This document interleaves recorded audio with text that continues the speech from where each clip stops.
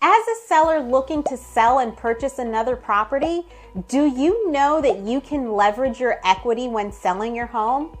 Hi, I'm Carrie Tanner, realtor with Coastal Realty. That's right. As a homeowner, you have an advantage over first-time home buyers. One of the key benefits of being a homeowner is that you build equity in your home over time. So what is equity and how does it grow?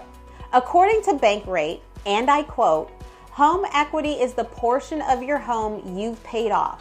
In other words, your stake in the property as opposed to the lender's.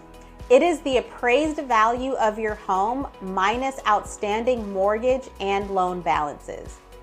Chances are, if you have been in your home for a while, you've likely built up a considerable amount of equity and may not even realize how much. According to the U.S. Census Bureau, roughly 30% of homeowners have over 50% equity in their home.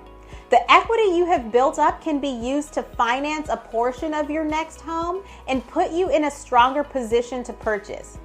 If you are a homeowner considering selling or would like to use your equity to purchase a second home, let's connect today so we can find out exactly how much equity you may have to leverage on your next move.